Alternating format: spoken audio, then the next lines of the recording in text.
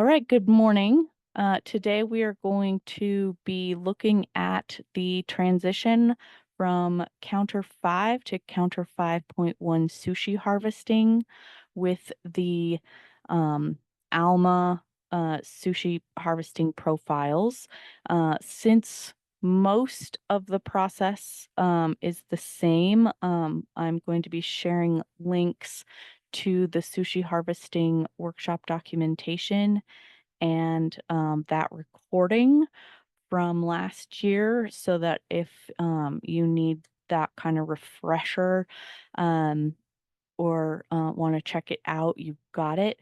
Um, we're going to dive right in though to looking at the vendor profiles and showing you how to do it. And I'm going to start with Gale, which I've already set up for Big Bend. And then we will work through ProQuest and EBSCO, which I have not set up for them. So if you have your sushi vendors already set up and you go to the usage data tab, you will have a sushi account with the counter release of R5.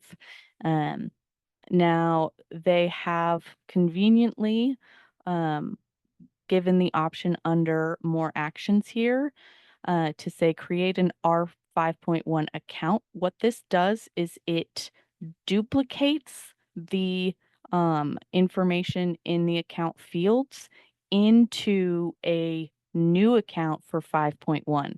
That might work for EBSCO and ProQuest. I don't know yet. It doesn't not work for Gale. Gale has actually set up a whole new API and the need for a key. So with Gale, what I did was I did the add sushi account as opposed to duplicate, and that um, opens up a start from scratch one.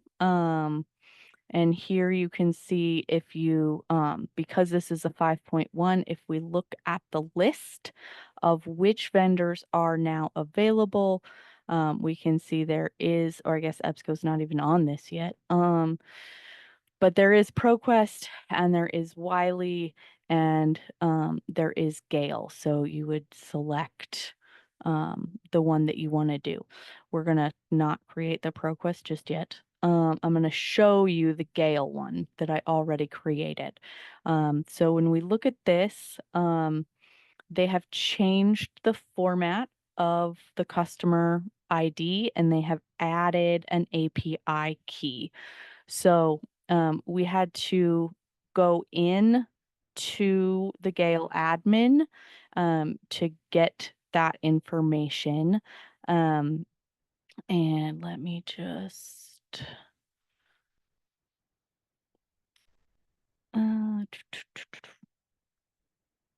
and see if I remember. Boom. Okay. Gale is a real fun admin. I don't, if you haven't worked with it before, it can be quite frustrating. If you start at this homepage and you click on user administration, you get kind of buried. So you have in a whole different thing. So you have to click on view edit, which then opens the institution level. And then you have to go to location and view edit to get to the location level. And then you go to reports and view usage reports. And then under, they've kind of changed their dashboard. And you can look at the like Gale formatted, you can look at an unformatted counter report. So you can't download these for upload into Alma, these ones. You can download the counter standard ones for upload into Alma. So if you've had problems with it, and we'll go take a look at where you can check that and you need to download the last year and get it uploaded, this is where you can do that. But in order to set up the new one, you have to go to the Counter API page, which is under the username up here in the right-hand corner. And this is where it has the new AP or the new URL for the API, which is automatically populated in the Alma account. Also has the new format for the location ID. You don't need the registry record. You will need to enable these. And I don't think you need to enable requester ID. I just did it because I was real frustrated when stuff wasn't working. And then the API key, when you hit show hide, you can then copy it. So then you can put all of that information in here, and you're kind of set to go, and you can add your report types. So yay. So I did a couple of uploads of Gale data as well as running a 5.1 harvest last week, because when I looked at the history of the data, they had been failing for a while. And I don't know why, because someone else's I looked at, either Everett or Edmonds, theirs was fine for the last year. So if you're wondering if it's been working, we're gonna switch gears here. So that's kind of what a setup one looks like. But if you're like, have I got that data? You can go to the acquisitions module and the load usage data. And if you don't see that, you may not have the right permission because it's one of those random add-on ones. And combing through this table is annoying, but if you go to the monthly usage data tab, you can see kind of a more of an overview. So this is 2025. So obviously, our February data is not in yet, so that looks the way it should. We go back to 2024, and this is a different platform. But if we go to, these are the ones we have hooked up. So when I looked at this Gale one, it was missing most of the year. And I was like, what? So I did some uploads. But you can do that. And so see, it's still missing a couple of months. But I decided it didn't matter because we had the DR and we had the PR for those times. So no big deal. So you can use this monthly usage data tab within the load usage data to see if slash when your Gale one broke, so that you can do like a historical backfill load. So let's go back into vendors, and I'll show you how to do that historical backfill one. So you do a custom harvest, and then you can add the date range. So if I wanted to add the date range of that end of 2023, I'll just do, I think it was only the last 3 months. So we'll just do October to January of 2024. We add and close, and it's going to pull every single report that we have activated for this sushi account. And then it will come in and it should populate that.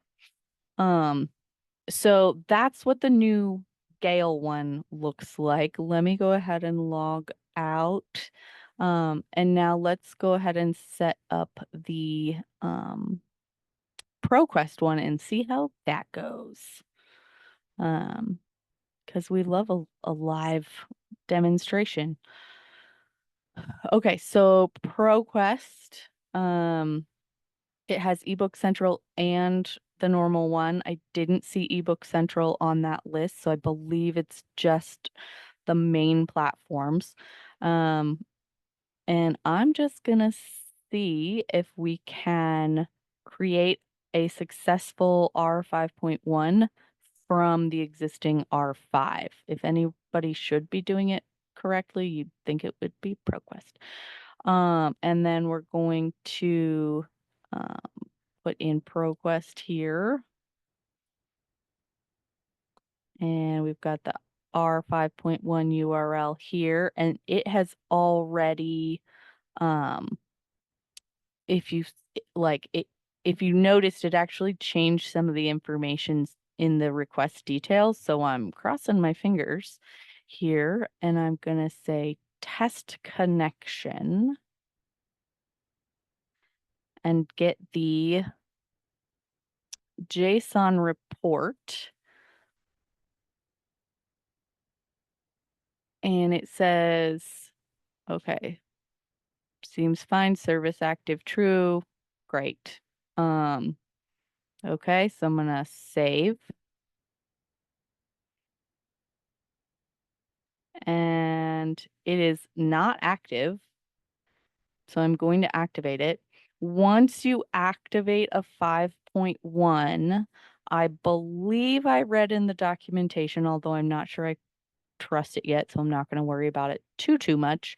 But once you activate a 5.1, it said that it will stop pulling the counter fives. So, whatever. We shall see. So now we have this 5.1. Let's do a regular harvest, which should get us the last 12 months with all of those reports, and it could take a second. So while we wait for that, let's just go back in because I don't think I looked at whether or not ProQuest had been successful the last few months. I'm pretty sure it had. So, yeah, so we can see the DRs, um, for some reason stopped coming in. But if this 5.1 works, we should see that, fill in. And 2023 mostly looks okay. And maybe we'll go back and we'll do a custom pull for that one. Okay, job set it completed. So let's go back in to, yes, I will get to how it will impact analytics here in a second, because I did have the Gale one done last week, so we'll be able to look and see what it's done in analytics for Big Bend. Okay, what was I doing? Vendors, ProQuest, usage data. Now we should see this. So it says no usage available. Hmm. Mm-hmm. And it's only for, let's do a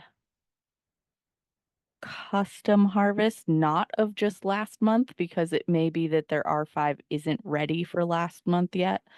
So let's do 2024 and we'll do July through December of 2024 and see if that comes in successfully. Okay, so okay, so that's running. Let's take a look at analytics. The other thing they said in the documentation was that the R5.1 parameters, fields, whatever they call them, would be available within the counter 5 folder. What's weird is when I looked, they weren't there yet, so I don't know if they've just combined them and that's what they meant by they would be available, or not. So we're going to look at total ebook and e-media usage, and we'll go to criteria, and I'll just show you right here. So usage detail, data details is just, it just says release 5, and there's no new things.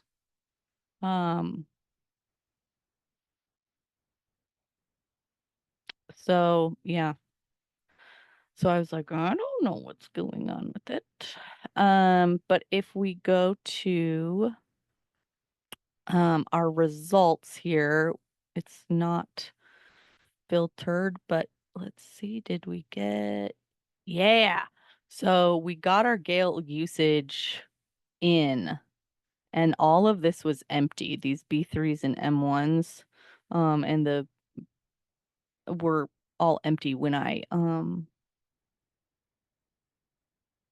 was looking at it before. So that R5 has just automatically populated into the existing analytics report. So if we, let's just open it instead of, and then we can, you'll see what it actually looks like.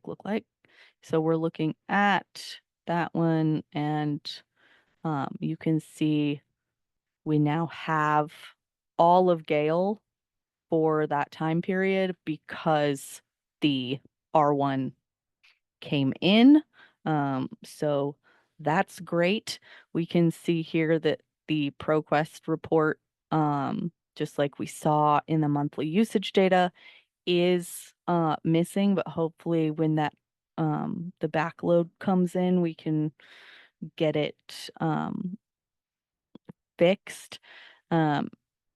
So yeah, I'll have to take a look at Artstor. So yeah, so that's the ebook. So that's specifically IR and TR.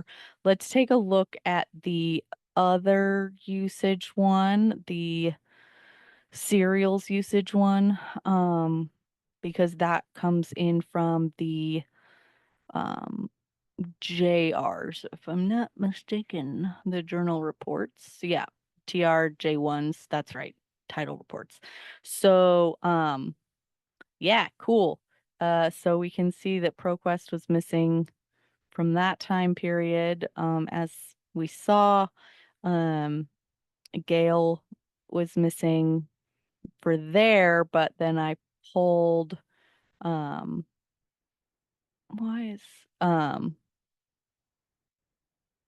interesting. So unique item requests from J1, excluding OA Gold. Oh, okay. This is because I think R1 has done something different with the TRJ1. So we can see the unique item requests from the TRJ3 populated just fine using the Gale counter 5.1. So that's great. Very cool. I will definitely be kind of playing around with this more. But it does look like it kind of is reverse compatible with our analytic reports for now. You may need to do a little bit of tweaking if you see something weird. So, please let me know if you'd like some help with that. I've got this, I've gone to it before. So let me, Alma Analytics, counter 5.1. With the it was in release notes is the one I'm looking for, and I'll share that link. Maybe that has a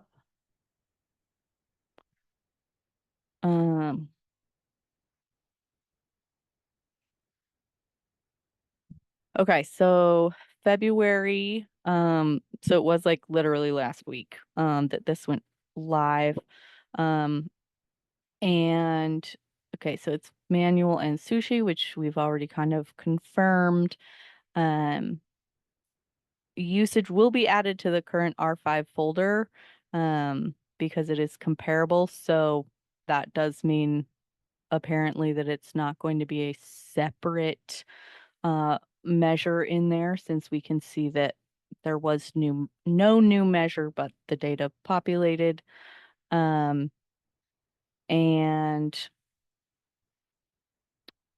this goes through the processes that I showed you of either creating an R5 from scratch or from an existing, which they do show with the example of ProQuest. And that's kind of all they've got in there for that release note. Here I'll put that release note in the chat so that if anyone wants to kind of just look at it. And then I'm guessing that what we'll get is some more details about what the fields need to be and where that data will come from, since it does seem to require different info for ProQuest and for Gale. So I'm guessing everyone's will be different. So I'm gonna throw this into the chat as well because it seems like there's links to other stuff. Mm, so it does look like they're keeping an eye on it and may need to do additional uh, work, but for now it seems to be working. We'll see. Um, and specific changes that require action. I don't know that there are. So here's the 5 and all those definitions. And then they don't they've changed the access types in 5.1. So there may be certain analytics reports that would be affected. However, most of the iPads, I think all of the iPads ones should be pretty okay. But again, if you're seeing something not look right, please let me know and I can take a look at it. So um yeah, so we've did the job with that specific. Let's go in and see if it actually filled in those missing months. That was at the end of 2023, and that was for ProQuest. Interesting.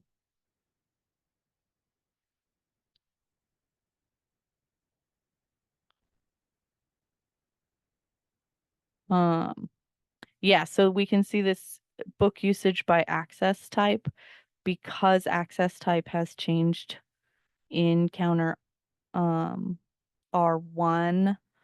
That may be why we're seeing this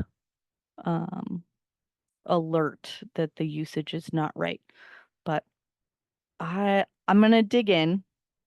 However, I think that by and large, everybody should be okay except for the Gale harvest. So if you have a Gale harvest that is not working, you will need your Gale admin login info so that you can create the new profile. Um, but otherwise, like EBSCO is not in the R5 yet. Neither is Infobase or ArtStore. I know some people do have Wiley products, so if you do have a Wiley sushi account and you want to set it up, once again, here are the ones that are set up so far.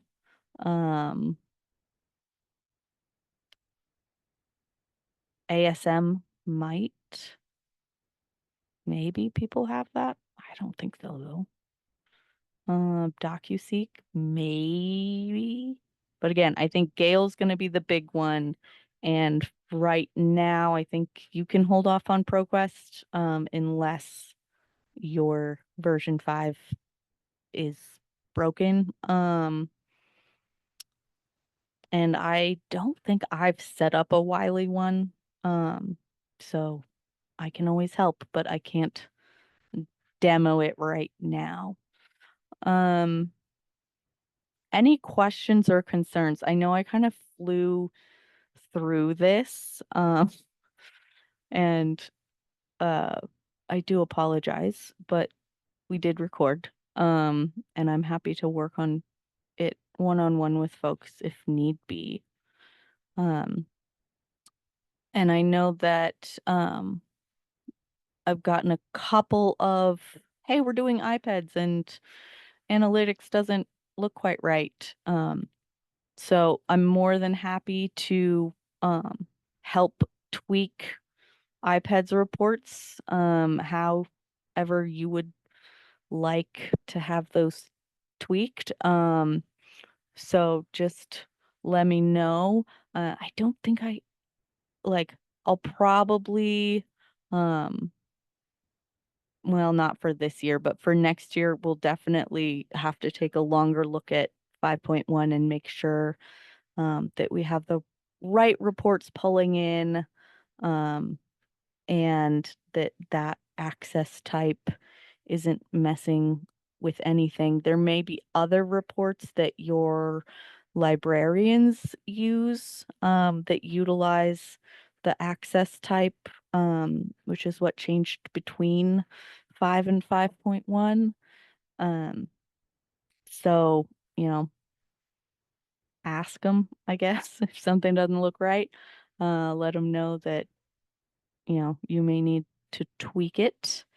But our iPads ones do seem to be okay, because we just checked those two here with Big Bend.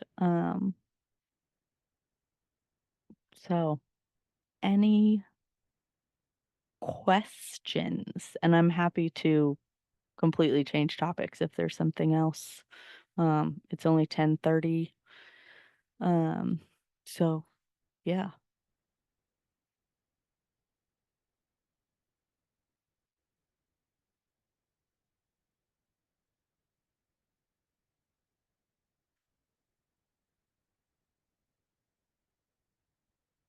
All right.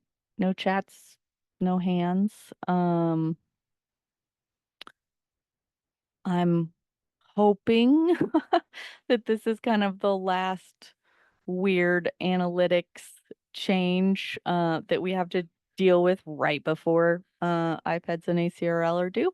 Um, but I'm here to help. So please reach out.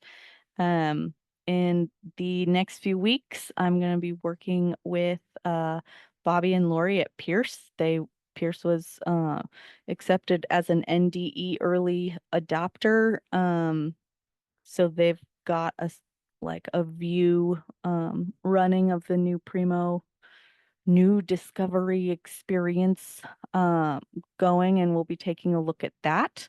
Um, it is not an urgent migration, but I know that folks are really curious. So we'll probably announce some Primo NDE sessions.